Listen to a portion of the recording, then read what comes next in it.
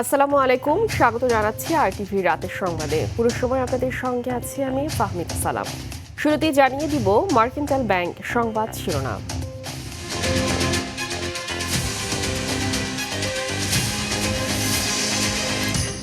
চট্টগ্রামে কারখানায় গ্যাসের বিষক্রিয়ায় ৮ শ্রমিকের মৃত্যু, অসুস্থ ৮ জন, নিহতদের পরিবারকে ১০ লাখ টাকা দেওয়ার ঘোষণা। রাজধানী সহ দেশের বিভিন্ন স্থানে তীব্র গ্যাস সংকট, লোডশেডিংয়ে অতিষ্ঠ জনজীবন, বিঘ্নিত ব্যবসা বাণিজ্য।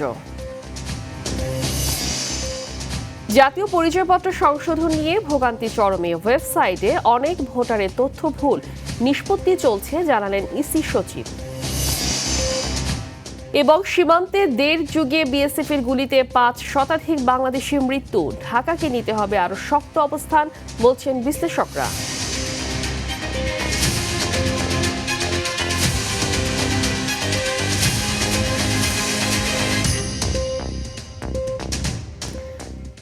দর্শক শুনছিলেন মার্কেন্টাইল ব্যাংক সংবাদ শিরোনাম। এবার চলে যাচ্ছি পুরো সংবাদে। চট্টগ্রামের সীতাকুণ্ডের ভাটিয়ারীতে একটি জাহাজ ভাঙা কারখানায় বিষাক্ত গ্যাসে আক্রান্ত হয়ে ৮ জন শ্রমিকের মর্মান্তিক মৃত্যু হয়েছে। এ ঘটনায় অসুস্থ হয়েছে আরও ৮ জন। সকালে ভাটিয়ারী এলাকার একটি শিপইয়ার্ডে কাজ চলাকালীন হঠাৎ এই দুর্ঘটনা ঘটে। চট্টগ্রাম থেকে সাইফুল মাহমুদের তথ্যচিত্রে জানাচ্ছেন লিওন আজাদ। চট্টগ্রামের সীতাকুণ্ডের ভাটিয়ারীতে Ferdous steel ship recycling industries ইয়ার্ডে স্ক্র্যাপ এলএনজি জাহাজের ট্যাঙ্ক থেকে বিষাক্ত গ্যাস লিকেজের ঘটনায় ৮ জন শ্রমিকের মর্মান্তিক মৃত্যু হয়েছে। সকাল ৯টার দিকে ভাটিয়ারী স্টেশন রোড সংলগ্ন সাগর উপকূলে ব্যক্তি মালিকানাধীন যারা সবাই ভাটিয়ারী এলাকার বাসিন্দা।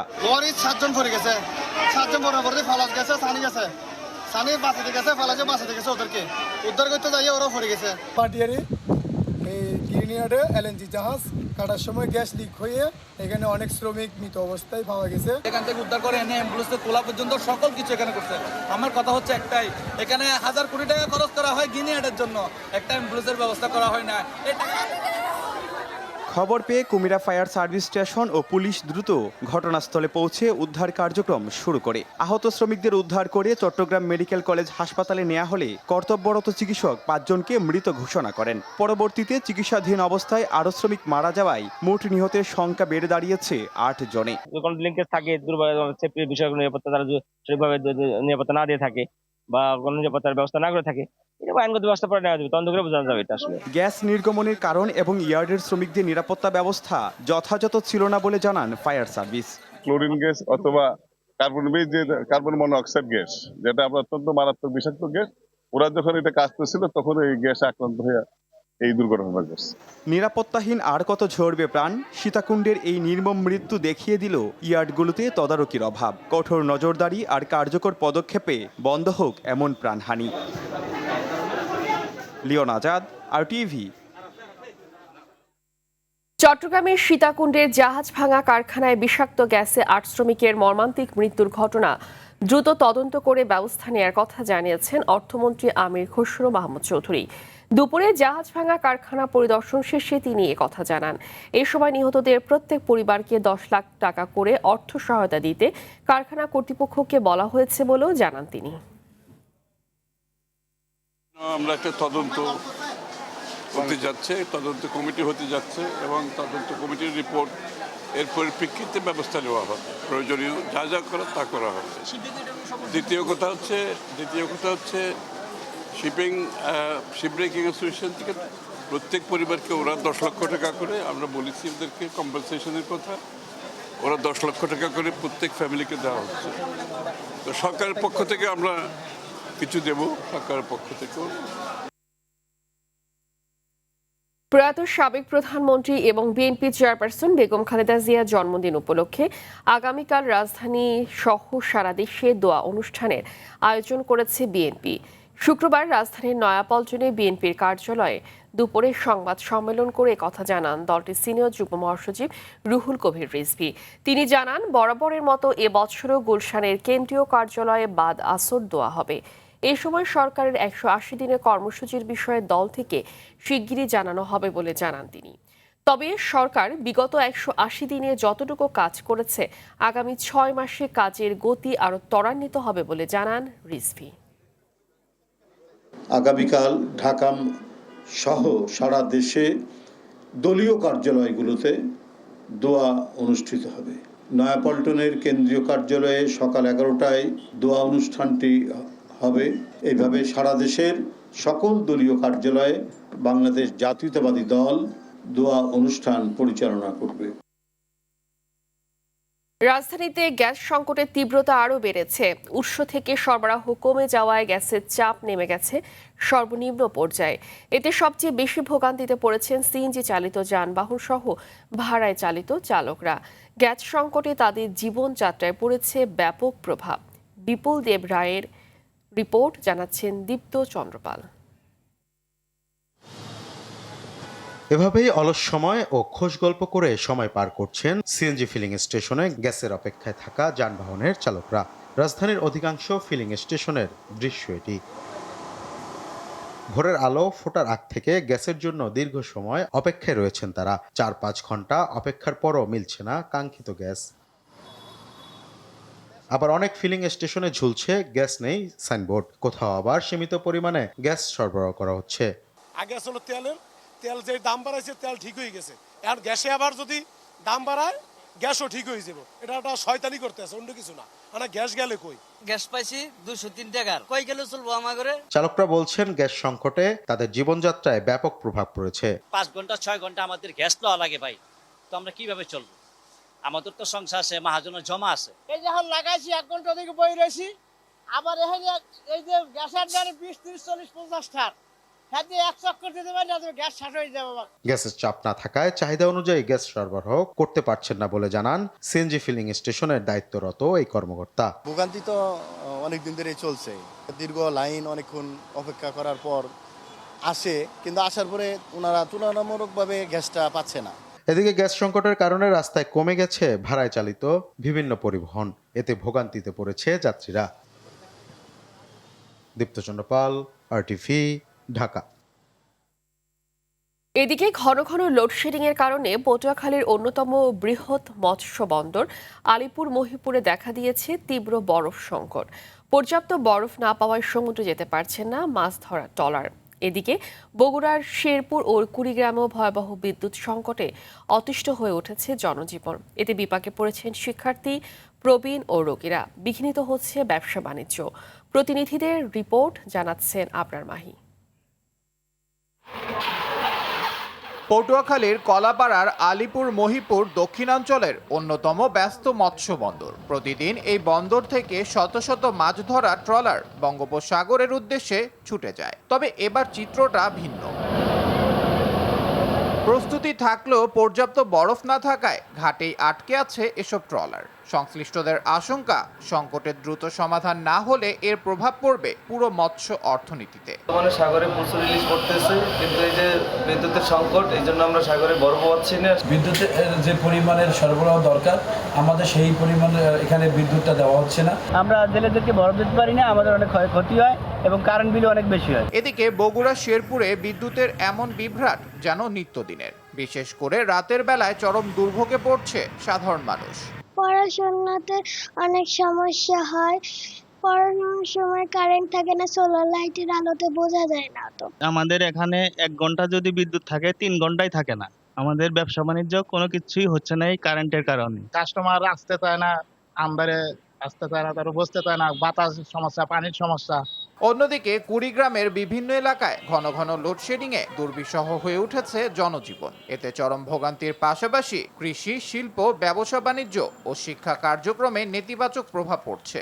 দিন 24 ঘন্টার মধ্যে 16 ঘন্টা কারেন্ট থাকে না। কারেন্ট ছাড়া মেশিন চলে না, আমরা কাজকর্ম করতে পারি না। যাতে কারেন্ট ভালোভাবে থাকে, এটা বর্তমান যে সরকার আছে তাদেরকে উদ্যোগ নেওয়ার দরকার। বিদ্যুৎ সংকট সমাধানে সরকারের দ্রুত পদক্ষেপ আসা ভুক্তভোগীদের। আবরার মাহি, RTV। দেশে চলমান বিদ্যুৎ ও জ্বালানি সংকট এবং আইনশৃঙ্খলা পরিস্থিতির অবনতি নিরসনে জাতীয় সংসদের বিশেষ অধিবেশন আহ্বানের জন্য রাষ্ট্রপতিকে চিঠি দিয়েছে জাতীয় সংসদের বিরোধী দলীয় নেতা ডাক্তার শফিকুর রহমান। শুক্রবার রাষ্ট্রপতি বরাবর এই চিঠি প্রেরণ করা হয়। চিঠিতে উল্লেখ করা হয়, বর্তমানে দেশ জুড়ে তীব্র বিদ্যুৎ সংকট বিরাজ করছে।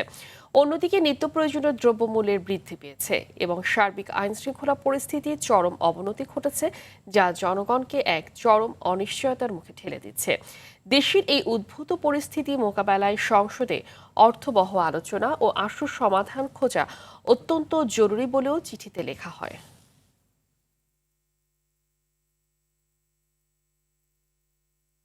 বাগেরহাটের মোড়লগঞ্জের বাসিন্দা সোহরাব হোসেন শিকদার জীবিত হলেও নির্বাচন কমিশনের ওয়েবসাইটে তিনি মৃত। ঠিকানা স্থানান্তর করতে গেলে নির্বাচন অফিস তাকে জানায় 5 বছর আগে তিনি মারা গেছেন। জীবিত প্রমাণের কাগজপত্র সংগ্রহে 2 বছর হয়রানির পর সোহরাব হোসেন এখন ঘুরছেন নির্বাচন কমিশনে, তবু মিলছে না সমাধান। শুধু সোহরাব হোসেনই না, জাতীয় পরিচয়পত্র সংশোধন নিয়ে মানুষের ভোগান্তি চরমে। নির্বাচন কমিশন সচিব আক্তার আহমেদ বললেন, গত 1 বছরে বিপুল পরিমাণ আবেদন নিষ্পত্তি করা হয়েছে। আতিকা রহমানের রিপোর্ট। সোহরাব হোসেন শিকদার, বয়স 77 বছর, বাড়ি বাগেরহাট জেলার মোড়লগঞ্জ উপজেলায়। জীবিত হলেও নির্বাচন কমিশনের কাছে তিনি মৃত। 2010 সালে জাতীয় পরিচয়পত্র পান তিনি। 2021 সালে পাবনা থেকে নিজ উপজেলা মোড়লগঞ্জে ঠিকানা স্থানান্তর করতে গেলে পাবনা নির্বাচন অফিস জানায় 5 বছর আগে তিনি মারা গেছেন। কেন মৃত বা কেনই ভুতুরে কাণ্ড, এর কোনো উত্তর দিতে পারেনি পাবনা ও খুলনা নির্বাচন অফিস। এরপর শুরু হয় ইউনিয়ন পরিষদ সহ বিভিন্ন দপ্তরে গিয়ে প্রমাণপত্র নেয়া যে তিনি সত্যিই বেঁচে আছেন। সে বলল যে আপনি মৃত্যু। আমি বলতে তাহলে মৃত্যু যদি আমি হয়ে থাকি তাহলে প্রমাণ, তাহলে আপনি প্রমাণপত্র দেন। 4-5 বছর ঘোরানোর পরে ট্রান্সফার হয়েছে, হওয়ার পরে এখন দেখতেছি ওটা মৃত দেখাচ্ছে। পরে আমাদের ওখানে নির্বাচন অফিসে গেছি, ওরাও প্রায় আমাদের 8-9 মাস ঘুরাই বলতেছে এখন এটা সম্ভব না, আপনারা ঢাকায় মেইন অফিসে জানান। চলতেও পারে না, একা একা চোখেও দেখে না। জীবিত থাকার প্রমাণপত্র নিয়ে নির্বাচন কমিশনে আবেদন করেও 4 বছরের পরিচয়পত্র সংশোধন করতে পারেনি সোহরাব হোসেন। দীর্ঘদিন ধরে আগারগাঁও নির্বাচন অফিসে মেয়েকে নিয়ে ঘুরছেন এই বৃদ্ধ।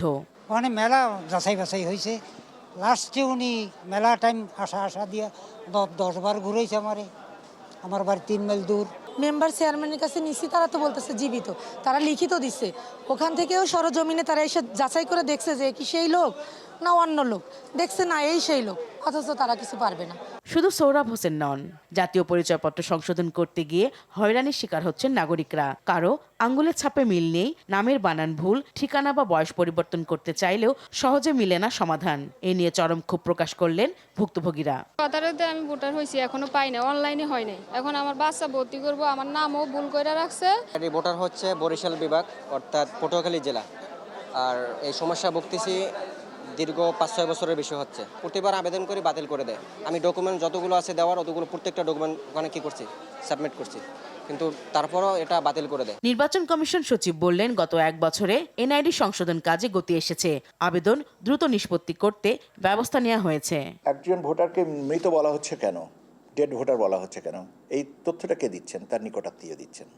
এখন নিকটাত্মীয় যদি আমি কোনো কারণে দিয়ে থাকেন, সেটা দুর্ভাগ্যজনক এবং আমরা এটা জানা মাত্র যাচাই বাছাই করে আমরা সংশোধন করে দিই। যাচাই বাছাইয়ের জন্য ডিলেটা হবে, অন্ততপক্ষে তার একটা স্থানীয় প্রতিনিধির একটা সার্টিফিকেশন, আঙুলের ছাপ এবং রেটিনা স্ক্যান করে আমরা তো স্ট্যাটাসগুলো চেঞ্জ করছি। এটা আমাদেরকে নলেজে দিয়ে নিলে আমরা সেই কর্মকর্তার বিরুদ্ধে কেন হয়রানি করছেন সে ব্যবস্থা নিচ্ছি।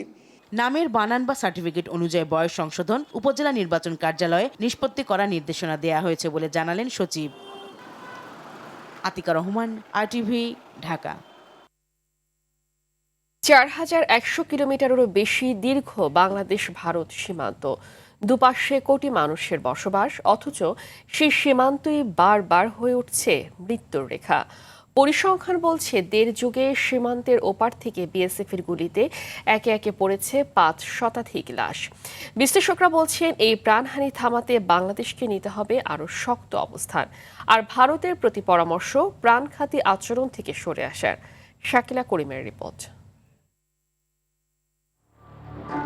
বাংলাদেশ ভারত কাঁটাতারের বেড়া শুধু 2 দেশের ভূখণ্ডকে আলাদা করেছে, কিন্তু সীমান্তের 2 পাশের মানুষের জীবিকা, আত্মীয়তার সম্পর্ক থেকে আকাশ বাতাস পানি সব মিলিয়ে প্রতিদিনের বাস্তবতাকে আলাদা করতে পারেনি। আর সেই সীমান্তেই যখন গুলির শব্দ শোনা যায়, তখন এক একটি পরিবারে নেমে আসে চিরস্থায়ী অন্ধকার। 2011 সালের 7 জানুয়ারি কুড়িগ্রাম সীমান্তে কাঁটাতারে ঝুলে থাকা 15 বছরের ফেলানীর নিথর দেহ আজও সীমান্ত হত্যার সবচেয়ে নির্মম প্রতীক। আর সাম্প্রতিক শিকার তারা মিয়া। বছর বদলেছে, নাম বদলেছে, বদলেনি বিএসএফ এর আচরণ। সরকার এবং আইন ও সালিশ কেন্দ্রের তথ্য অনুযায়ী 2009 সাল থেকে 2026 পর্যন্ত বিএসএফ এর গুলিতে 5 শতাধিক বাংলাদেশি নিহত হয়েছেন। বিশ্লেষকরা বলছেন এসব ঘটনাকে আর বিচ্ছিন্ন হিসেবে দেখার সুযোগ নেই। ভারতের যে সংবিধান, ভারতের যে আইন, ভারত যেসব আন্তর্জাতিক চুক্তি সই করেছে সবগুলোর একেবারে বিরুদ্ধে। নিয়মটা হলো যতক্ষণ সে যদি অস্ত্র ব্যবহার না করে তাহলে তো আমি তাকে কোনোভাবেই মারতে পারছি না, তাহলে পুরোটাই আনলফুল কিলিং হচ্ছে। তাদের মতে সীমান্ত অপরাধ দুই দেশের জন্যই বাস্তব সমস্যা। এসব মাথায় রেখে নিরাপত্তা নিশ্চিত করতে হবে বিজিবি বিএসএফকে। লিথাল ওয়েপন সীমান্তরক্ষীর ব্যবহার করবে এইটা কোনোভাবেই অনুমোদন যোগ্য নয়। আমরা যা করতে পারি সেটা হলো কূটনৈতিক চাপ দিতে হবে এবং এই কূটনৈতিক চাপটা সরাসরি দ্বিপাক্ষিকভাবেও দেওয়া যায়, আবার আন্তর্জাতিক ভাবেও এই কূটনৈতিক চাপটা দিতে হবে। প্রতিটি হত্যার জন্য আলাদা ফলো আপ থাকা দরকার উল্লেখ করে বিশ্লেষকরা বলেন ভারতের সঙ্গে পাকিস্তানের মতো যুদ্ধরত রাষ্ট্র নয় বাংলাদেশ, বরং দীর্ঘদিনের কূটনৈতিক অংশীদার। শুধুমাত্র এই বাংলাদেশের বর্ডারে তারা কেমন জানি একটা হিংস্র হয়ে ওঠে, যা অন্যান্য বর্ডারে হয় না। কিছু ইলিগাল বর্ডার পাসিং হয়, এটা সারা বিশ্বেই হয়। ইলিগাল বর্ডার পাসিংটা বন্ধ করার একটা ব্যবস্থা করতে হবে। যদি কেউ একটা পা যদি বাইরে ফেলে তাকে গুলি করে মেরে ফেলা হবে, এটা আসলে পুরোপুরি মানবাধিকার লঙ্ঘন বলে আমি মনে করি। একই সঙ্গে প্রাণঘাতী অস্ত্র ব্যবহারের ক্ষেত্রে বিএসএফ সদস্যদের জবাবদিহিতা কাঠামো তৈরির পরামর্শ ভারত সরকারের প্রতি। অলমোস্ট 100% এর কোনো বিচার হয় না। কিলিং হয়তো হয়ে গেছে, সে তো ভয় পেয়েছে, এত মেরেছে। ওই যে ফেলানির কাহিনী তো আমরা জানলাম, হ্যাঁ বিচার টেচার হলো কিছুটা, যেহেতু জনমত তৈরি করা হয়েছিল, তারপর দেখা গেল না সে ছাড় পেয়ে গেছে, তাই তো। তো আমার কাছে যে ওই যে ছাড় পেয়ে যায় তাতে আবার এই উৎসাহী থাকে যে আমি এটা মানলেও আমার কোনো ক্ষতি হবে না। সীমান্তে প্রাণহানি বন্ধে বাংলাদেশ সরকার বারবার আহ্বান জানালেও কথা রাখেনি ভারত, শুধু আশ্বাসেই বেঁধে রেখেছে কূটনৈতিক সম্পর্ক। শাকিলা করিম, আরটিভি, ঢাকা। কাওয়ালি সঙ্গীত অনুষ্ঠানের আয়োজনের মাধ্যমে জাতীয় মূল্যবোধ ও সংস্কৃতিকে আরও সমৃদ্ধ ও দৃঢ় করা সম্ভব বলে জানিয়েছে তথ্য ও সম্প্রচার মন্ত্রী জহিরুদ্দিন স্বপন। সন্ধ্যায় জাতীয় প্রেস ক্লাবে কাওয়ালি সন্ধ্যা অনুষ্ঠানে উপস্থিত হয়ে তিনি কথা বলেন। এছাড়াও তিনি বলেন এ ধরনের আয়োজনের মধ্য দিয়ে বাংলাদেশে অসাম্প্রদায়িক চেতনার প্রতিফলন ঘটবে। এ সময় উপস্থিত ছিলেন সমাজ কল্যাণ এবং মহিলা ও শিশু বিষয়ক মন্ত্রী ডাক্তার AZM জাহিদ হোসেন, জাতীয় প্রেস ক্লাবের সভাপতি ও সাধারণ সম্পাদক সহ দেশের বরেণ্য সাংবাদিকরা।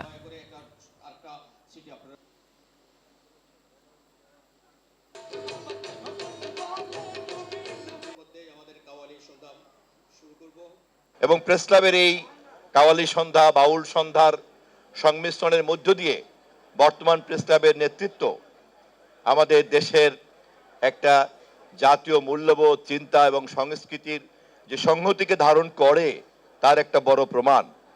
এবং সেই কারণে আমি সরকারের পক্ষ থেকে এবং দেশবাসীর পক্ষ থেকে এই ধরনের চিন্তাকে আরও অনেক বেশি করে পরিচর্যা এবং লালন করার জন্য আহ্বান জানাতে চাই। চলতি অর্থ বছরে সিটি কর্পোরেশন, ইউনিয়ন পরিষদ ও পৌরসভা সহ 5টি নির্বাচন অনুষ্ঠিত হবে বলে জানিয়েছেন স্থানীয় সরকার, পল্লী উন্নয়ন ও সমবায় প্রতিমন্ত্রী মীর শাহে আলম। দুপুরে মৌলভীবাজারের শ্রীমঙ্গলে পরিচ্ছন্নতা কর্মীদের জন্য নির্মিত ভবন তৈরির কাজ, শহরের ময়লার ভাগাড় স্থানান্তর সহ রাধানগর মহাজিরাবাদ রাস্তার কাজ পরিদর্শন করতে এসে কথা জানান। পর্যটন নগরীর উন্নয়নে 1000 কোটি টাকার একটি প্রকল্প হাতে নেওয়া হয়েছে বলেও জানান তিনি।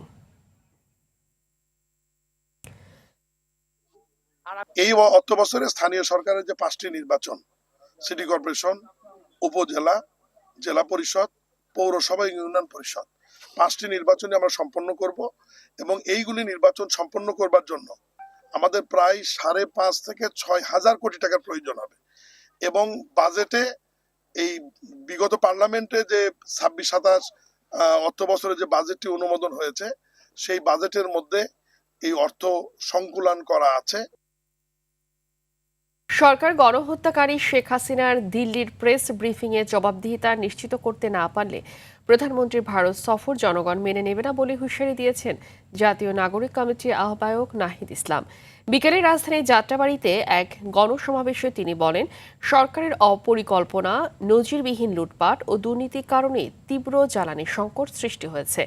গণভোটের রায় অনুযায়ী রাষ্ট্র সংস্কার, নিত্য প্রয়োজনীয় পণ্যের দাম কমানো এবং বিদ্যুৎ গ্যাসের সংকট নিরসন করতে না পারলে এ সরকার ক্ষমতায় থাকতে পারবে না বলে হুঁশিয়ারি দেন তিনি। একই অনুষ্ঠানে নিয়োগকৃত প্রশাসকদের স্থানীয় সরকার নির্বাচনে অংশ নিতে না দেওয়ার দাবি জানান এনসিপি নেতা আসিফ মাহমুদ। রাতের সংবাদ এ পর্যন্তই। মধ্যরাতের সংবাদ রাত ১টায় দেখার আমন্ত্রণ রইল। ধন্যবাদ সবাইকে।